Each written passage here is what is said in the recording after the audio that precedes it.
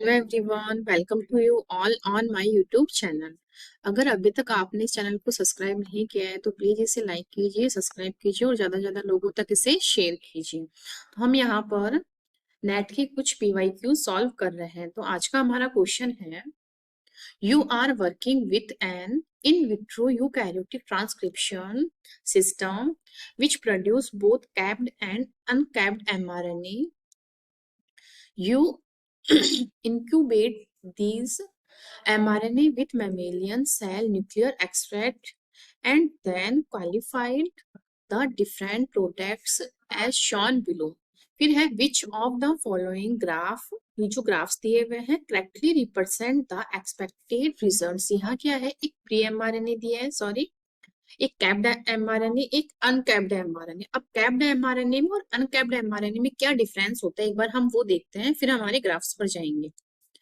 जो जैसे कि ये हमारा डीएनए है, ये है डीएनए। डीएनए में क्या होता है, रेप्लिकेशन होता है। उससे क्या करता है, ये अपनी कॉपीज का फॉर्मेशन करता है। तो रेप्लिकेशन से पहले यहाँ पर यहाँ बबल का फॉर्मेशन होता है इस तरह से, ठीक है। फिर यहाँ पर सिंगल स्ट्रैंड बाइंडिंग प्रोटीन्स आकर के बाइंड करते हैं, इस तरह से यहाँ प्राइमर्स आकर के बाइंड करते हैं। इस तरह से हमारे रेप्लिकेशन की प्रोसेस कंप्लीट होती है और डीएनए से डीएनए की कॉपी का फॉर्मेशन होता है। फिर यहाँ क्या होता है, जो हमारा डीएनए होता है इसमें अगर हम देखें ट्रांसक्रिप्शन होता है, तो ट्रांसक्रिप्शन की रेप्लिकेशन में क्या है, ये कॉपी बनाता है, कॉपीज। एंड ट्रांसक्रिप्शन में क्या करता है, ये इस तरह से इसका ट्रांसक्रिप्शन होता है। ट्रांसक्रिप्शन में क्या करता है हमारे, इसमें क्या होता है, एमआरएनए का फॉर्मेशन होता है। एमआरएनए का फॉर्मेशन, एमआरएनए का जो फॉर्मेशन होता है ये क्या होता है, एक प्री एमआरएनए होता है। प्री एमआरएनए यानी इनमैच्योर एमआरएनए।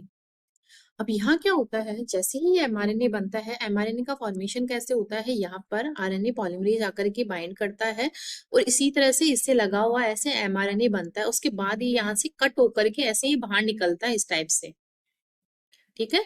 यहाँ जब तक सफिशिएंट न्यूक्लियोटाइड्स ऐड नहीं होते तब तक एमआरएनए का फॉर्मेशन स्टार्ट नहीं होता है। जैसे कि 3 से 4 न्यूक्लियोटाइड जुड़ता है, अबॉर्टिव इनिशिएशन हो जाता है, मतलब कि ट्रांसक्रिप्शन जब स्टार्ट होता है तो सफिशिएंट न्यूक्लियोटाइड जब तक ऐड नहीं होते हैं तब तक एमआरएनए का फॉर्मेशन स्टार्ट नहीं होता है। ये बात क्लियर है। फिर उसके बाद जैसे कि हमारा प्री एमआरएनए बनता है, तो यहाँ पर क्या है, इसके 7 ग्वानाइल 7 प्राइम पर क्या है, कैपिंग होती है। यहाँ पर कैप का एडिशन होता है। एंड देन जो इसका ये एंड वाला पॉइंट है, टेल वाला जिसको हम बोलते हैं, यहाँ पर क्या है, एडिनाइलेशन का ऐड होता है जिसको बोलते हैं पॉली एडिनाइलेशन ऐड। तो यहाँ कैपिंग होती है और यहाँ पर क्या होता है, 3 प्राइम पर टेलिंग होती है, ये 5 प्राइम। अब यहाँ पर क्या है, ये कैपिंग और टेलिंग नहीं होती है तो आउटर साइड से कोई भी ऑर्गेनिज्म हुआ या कुछ भी हुआ, कोई भी डैमेज होता है तो हमारा एमआरएनए डैमेज हो सकता है, इसके चांस बहुत ज्यादा बढ़ जाते हैं। इस वजह से क्या है, जो एमआरएनए होता है इन मैच्योर, उसमें क्या है, कैपिंग ऐड की जाती है एंड टेलिंग ऐड की जाती है। अब जो हमारा एमआरएनए होता है इन मैच्योर या प्री मैच्योर, इसमें क्या है, इंट्रोन्स एंड एक्सोन दोनों दोनों जीन्स क्या है, प्रेजेंट होते हैं। ये इंट्रोन्स जो होते हैं वो क्या करते हैं, ये नॉन कोडिंग जीन होते हैं, नॉन कोडिंग। और जो एक्सोन होते हैं ये क्या होते हैं, कोडिंग यानी कोड करते हैं किसी भी जीन के फंक्शन को इस तरह से। यहाँ ये क्या है, नॉन कोडिंग और कोडिंग। तो यहाँ क्या है, जो नॉन कोडिंग वाला जो पार्ट होता है हमें इसे भी हटाना पड़ता है, तो इसको बोलते हैं स्प्लाइसिंग। स्प्लाइसिंग प्रोसेस के थ्रू क्या होता है, हमारे इंट्रॉन्स का रिमूवल होता है और एक्सोन एक्सोन क्या है, इनका एडिशन होता है। ये है एक्सोन एक्सोन, ये होती है स्प्लाइसिंग। तो यहाँ क्या है, डीएनए की लेंथ क्या हो रही है, छोटी हो रही है। तो ये हमारे कंसेप्ट है, मैंने बता दी। अब हमारे क्वेश्चन पर चलते हैं। ये क्या है, प्री एमआरएनए। अब प्री एमआरएनए बनता है जब उसके ऊपर कैप रहती है एंड तब वो पूरा लेंथ में रहता है, बॉडी एंड सॉरी स्प्लाइस्ड रहता है तो उसकी लेंथ क्या छोटी होती है। ये चीज मैंने अभी बताई। अनस्प्लाइस्ड होता है तब एमआरएनए क्या है, उसकी लेंथ बहुत ज्यादा होती है। अब हमारे ग्राफ में देखिए, हम यहाँ है कैप्ड एमआरएनए, ये जो ब्लैंक वाला जो ये वाला ब्रैकेट है ये एमआरएनए का है, प्री एमआरएनए का। जो इस टाइप की लाइनिंग है, इस टाइप की, ये वाला जो बार दिया है ये हमारे इसका है, स्प्लाइस्ड एमआरएनए का एंड पॉली एडिनाइलेटेड का है, पूरा ब्लैक वाला, ठीक है। ये चीज अपने क्वेश्चन में दी हुई और लिखी हुई अच्छे से दिख रहा होगा आपको। अब यहाँ क्या है, लेवल ऑफ एमआरएनए। यहाँ देखेंगे कैप्ड एमआरएनए का साइज यहाँ क्या है, बहुत छोटी है। अगर कैप्ड एमआरएनए की साइज छोटी नहीं हो सकती है क्योंकि वो पूरा लेंथ में होगा, क्योंकि उसमें कैपिंग है। कैपिंग रहेगी तो उसको आउटर साइड से कोई भी डैमेज नहीं ले पाएगा वो, क्योंकि ऑलरेडी प्रोटेक्ट है। यहाँ क्या है, कैपिंग का मतलब क्यों होता है या कैपिंग की क्यों जाती है कि हमारा जो एमआरएनए है फुल लेंथ में रहे, आउटर साइड से कोई भी उसको डैमेज ना कर सके, इसलिए। तो ये ऑप्शन हमारा गलत हो जाएगा क्योंकि ये कैप्ड एमआरएनए है और कैप्ड एमआरएनए की लेंथ छोटी नहीं हो सकती। तो ऑप्शन नंबर ए हमारा रॉन्ग हो गया। अब हमारा बी देखते हैं। तो बी में क्या है, कैप्ड एमआरएनए उसकी लेंथ पूरी पूरी रहेगी, ठीक है।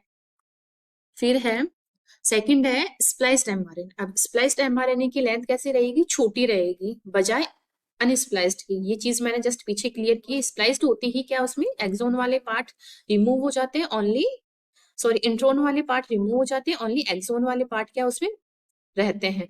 तो इसकी लेंथ क्या है, छोटी हो जाती है, तो ये भी करेक्ट है। एंड पॉली एडिनाइलेटेड एमआरएनए, तो उसका लेंथ है इतनी, तो ये भी हमारे करेक्ट है, ठीक है। अब हमारा सेकंड अनकैप्ड वाला देखते हैं। अनकैप्ड वाला एमआरएनए की जो लेंथ है वो छोटी रहेगी, सही है। स्प्लाइस्ड जो होता है ये अनस्प्लाइस्ड है, इसकी लेंथ ये भी सही है। और पॉली एडिनाइलेटेड एमआरएनए है, इसकी ये भी। इस वजह से हमारे जो ऑप्शन नंबर बी है वो हमारा करेक्ट हो जाएगा। यहाँ हम देखते हैं कैप्ड में इसकी लेंथ छोटी नहीं होगा, इसमें भी इसकी टीएमआरएन जो कैप्ड है उसकी लेंथ छोटी ये नहीं होगा। इस प्रकार से हमारे सारे ऑप्शंस कट चुके हैं। ऑप्शन नंबर बी हमारा जो कि करेक्ट है। ये एमआरएनए स्प्लाइसिंग या जो कैपिंग और अनकैपिंग होती है, एमआरएनए प्रोसेसिंग वाले जो स्टेप्स होते हैं उनसे लिया हुआ ये क्वेश्चन है। ये ग्राफ टाइप के जो क्वेश्चंस होते हैं बहुत इजी होते हैं, उनको बस थोड़ा सा समझना होता है कि क्वेश्चन क्या पूछ रहा है। क्लियर हुआ होगा आप लोगों को। अगर किसी ने अभी तक इस चैनल को सब्सक्राइब नहीं किया है तो प्लीज इसे सब्सक्राइब कीजिए और ज्यादा से ज्यादा लोगों तक शेयर कीजिए। Thank you.